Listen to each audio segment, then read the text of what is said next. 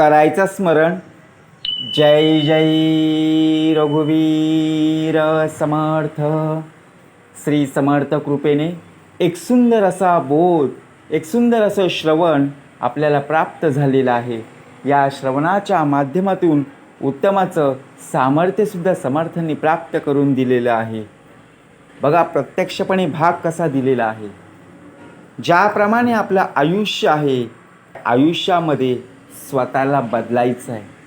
आता स्वतःला बदलायचं म्हणजे काय, नेमकी बदल घडवायला हवं, काय बदल आपल्यामध्ये घडला पाहिजे. तर बघा सर्वात महत्त्वाचं म्हणजे शांत.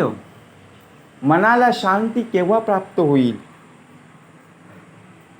जेव्हा एखादी व्यक्ती बघा प्रत्यक्षपणे कुठल्याही समस्येवर शांत राहते, हाच त्या समस्येचा उपाय आहे. परंतु आजच्या जमान्यात जर पाहिलं, संपूर्णपणे कलियुग आहे, सगळीकडे गोंगाट, धावपळ आहे. त्यामुळे मनात तणाव निर्माण होणं स्वाभाविकच आहे.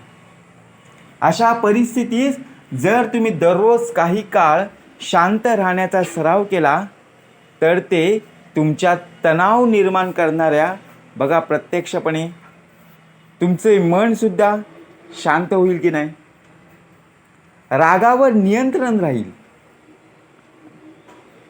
ज्याप्रमाणे काम, क्रोध, लोभ, मद, मत्सर, दंभ, संशय आणि चिंता हे 8 विषय वाचणार. ज्याप्रमाणे आपण एखाद्या व्यक्तीशी बोलत असतो त्यावेळेला आपण कसं बोलतोय, त्याचबरोबर शांत राहून आपल्यात कोणता बदल होऊ शकतो, बघा कसा भाग दिलेला आहे. श्रवण करूया. संध्याकाळची वेळ होती. गुरु आपल्या सर्व शिष्यांना बोलवतात आणि म्हणतात, उद्या सकाळी सर्वांनी नदीत स्नान करून ताबडतोब आमच्या झोपडीसमोर हजर राहायचे. प्रत्येकाला प्रश्न पडतो की आपण काही चूक केली आहे का? पण थोडा वेळ विचार करून गुरु काहीतरी चांगले सांगणार असतील असा विचार करून प्रत्येकजण रात्री योग्य वेळी झोप घेतो आणि प्रत्यक्षपणे सकाळी उठल्यानंतर नदीत स्नान करून सर्वजण गुरुजींकडे परत येतात. गुरु म्हणतात, आज मी तुम्हाला मौन बघा प्रत्यक्षपणे राहण्याचे फायदे सांगणार आहे. गुरु म्हणतात 10 प्रसंग जेथे मौन राहणे फायदेशीर आणि बोलणे हानिकारक आहे.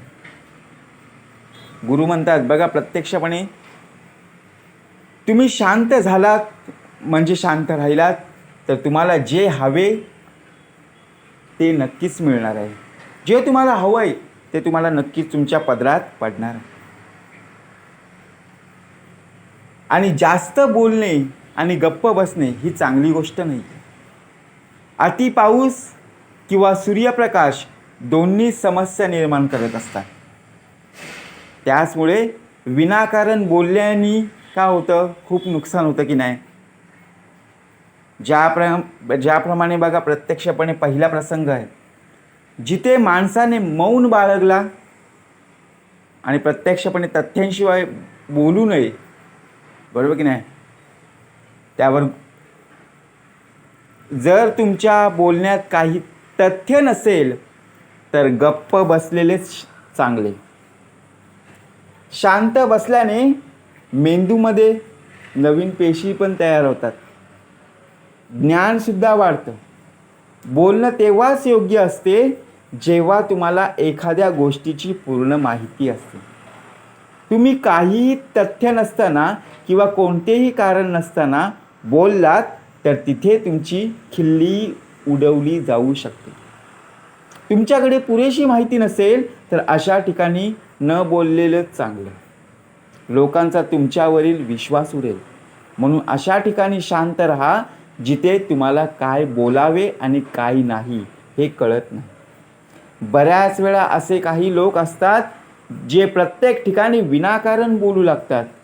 काय बोलावे तेच कळत नाही, पण तरीही ते बोलत राहतात आणि नंतर ते गेल्यावर इतर लोक त्यांची चेष्टा करतात. तुम्हाला त्याबद्दल चांगले ज्ञान असल्याशिवाय, त्याबद्दल चांगली माहिती असल्याशिवाय तिथे बोलू नये. त्यामुळे तिथे गप्प राहण्यातच शहाणपणा आहे. दुसरा प्रसंग, जिथे मौन राहावे. बघा, प्रत्यक्षपणे म्हणजे तुमचे शब्द एखाद्याला मानसिक त्रास देत असतील तर त्यांना शब्दांनी दुखवू नका. त्यामुळे तिथे शांत बसा. दुर्बळ व्यक्तीबद्दल काहीही बोलून तुम्ही महान होऊ शकत नाही. कमकुवत व्यक्तीला साथ देण्यात तुम्ही महान व्हाल. अनेक वेळा असे घडेल की काही लोक आपल्यापेक्षा लहान असलेल्या व्यक्तीबद्दल वाईट बोलत राहतात. समोरची व्यक्ती तुमच्यापेक्षा खालच्या पदावर आहे, तो तुला काही बोलणार नाही, पण तू त्याच्या डोळ्यात नेहमी राहशील. हे लक्षात ठेव. उद्या तो देखील तुमच्यापेक्षा उच्च पदावर जाईल.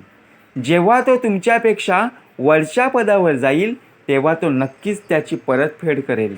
एखाद्याचा अपमान करून तुम्ही महान होऊ शकत नाही. जर तुम्हाला महान व्हायचं असेल तर तुम्ही तुमच्यापेक्षा लहान लोकांचा आदर करायला शिकलं पाहिजे आणि त्याचवेळी मोठ्या लोकांसाठी बघा लोकांचाही आदर करायला हवा.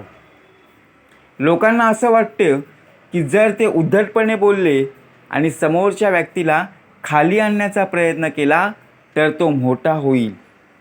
तर ही गोष्ट चुकीची आहे.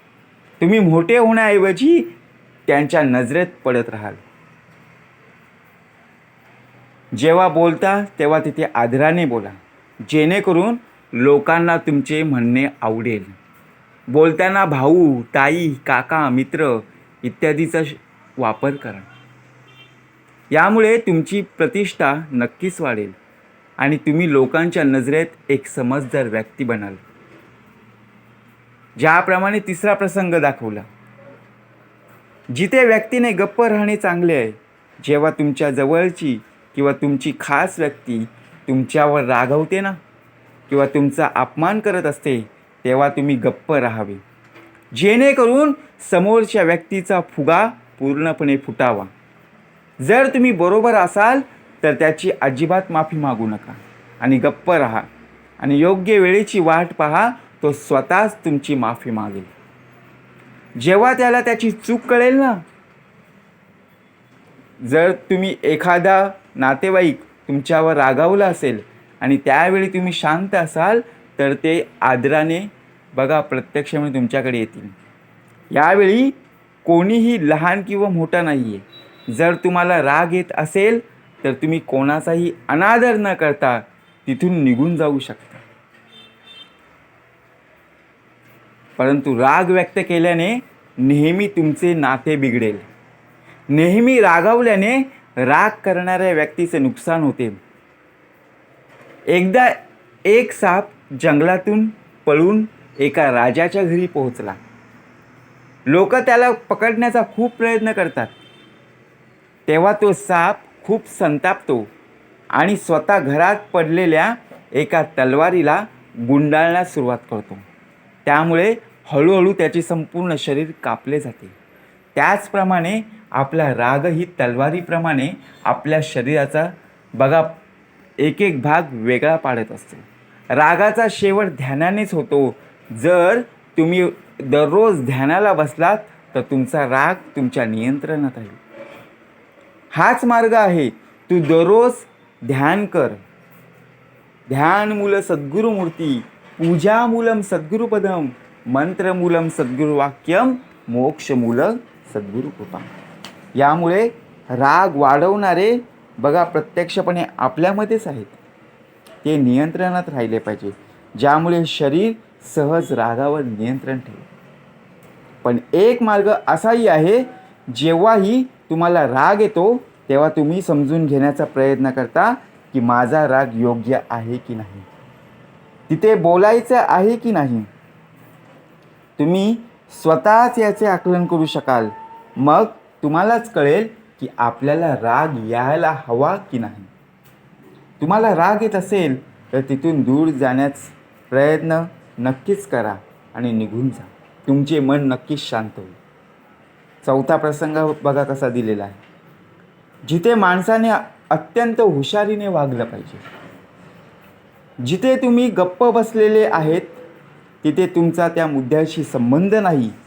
जर तुमचा कोणत्याही समस्येशी संबंध नसेल, जी काही समस्या असेल, तर तुम्ही तिथे गप्प बसणे आवश्यकच आहे.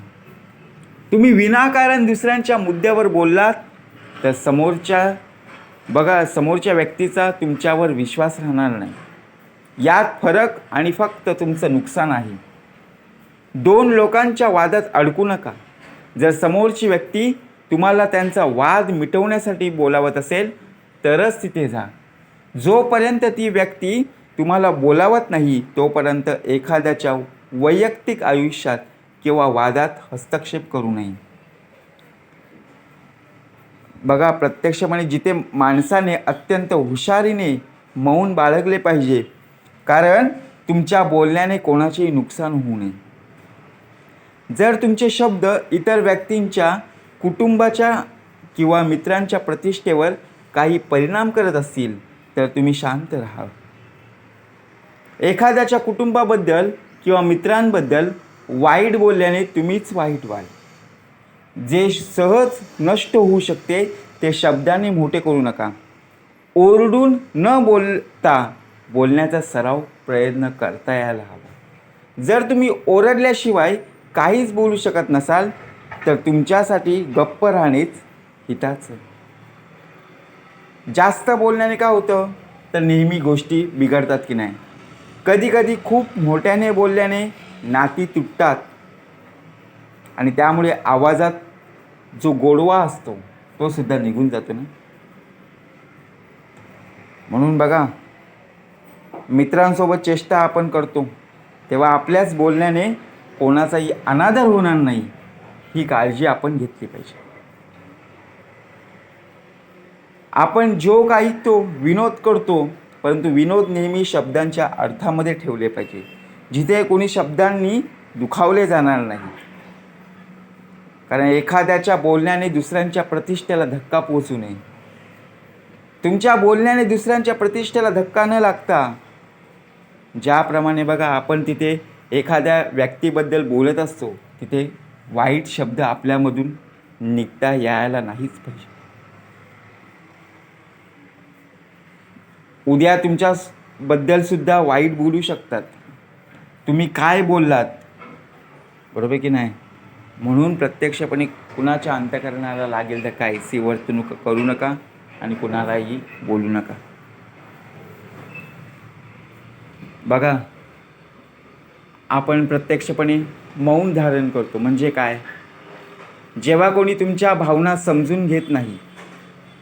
जर तुम्हाला वाटत असेल की कोणीतरी तुमच्या भावना, दुःख किंवा त्रास शब्दात समजत नाही, जर तुम्हाला वाटत असेल की समोरची व्यक्ती तुमच्या भावना आणि दुःख, तुम्हाला भेडसावत असलेल्या समस्या समजू शकत नाही, तुमचे म्हणणे लक्षपूर्वक ऐकत नाही, त्यामुळे अशा व्यक्तींसोबत गप्प बसावे. कारण अशा लोकांना तुमच्या भावना किंवा दुःखांची पर्वा नसते. अशा लोकांना तुमचे रहस्य सांगून तुम्हाला नंतर पश्चाताप होईल. त्यामुळे अशा व्यक्तीला तुमच्या मनात काय आहे ते सांगू नये. जर तुम्हाला वाटत असेल की समोरची व्यक्ती तुम्ही काय बोलत आहात ते समजू शकत नाही, तुमच्या भावना समजू शकत नाही, त्यामुळे तिथे बोलूच नाही. कारण अशा वेळी प्रत्यक्षपणे तुमचाच विनोद बनेल. जेव्हा तुम्हाला वाटू लागते की समोरची व्यक्ती तुमच्या भावना योग्य प्रकारे समजून घेत आहेत, तुम्ही जे बोलत आहात ते तो नीट ऐकत आहेत, तरच तुम्ही त्याला त्यांच्या मनातलं सांगावं ना. म्हणून भाग लिहिला आहे, बरे सत्य बोला यथा तथ्य चाला, बहु मानिती लोक तेने तुम्हाला, धरा बुद्धिपोटी विवेकी मुले हो, बरा गुण तो अंतरामाजी राहो. आपल्यामध्ये काय गुण आहेत, काय अवगुण आहेत ते समजलं गेलं पाहिजे. प्रत्यक्षपणे आपण बोलताना ज्याप्रमाणे बोलत असतो त्याचप्रमाणे इतरांशी संवाद साधत असताना कसं बोलावं. मौन धारण करणे म्हणजे काय? समर्थ म्हणाले, प्रत्यक्षपणे मौन धारण करणे म्हणजे एका जागेवर शांतपणे उभं राहणे. म्हणजेच काय? तर प्रत्यक्षपणे मी ठेवितो मस्तका ज्या ठिकाणी आपला मन संपूर्णपणे चंचल आहे, त्या चंचल मनाला संपूर्णपणे स्थिरावर आणण्याचं कार्य अखंड चालू आहे. मग त्या चंचल मनाला संपूर्णपणे स्थिर आणण्यासाठी बघा आपल्याला श्री मनाचे श्लोक प्राप्त करून दिलेले आहेत. एक नाही, दोन नाही, तर 205 श्री मनाचे श्लोक आहेत, बरोबर की नाही? म्हणून काय आपण संपूर्णपणे श्रवण केलं पाहिजे आणि त्या श्रवणाचं मनन आणि निजाध्यास करून उत्तमाचं आपलं आयुष्य कसा जगता येईल हे आपण पाहिलं पाहिजे. म्हणून उपासनेला दृढ चालवावे, भूदेव संतांसी सदा नमावे, सत्कर्मयोगे वैघाल व्हावे, सर्वांमुखी मंगल बोलवावे. जय जय रघुवीर समर्थ.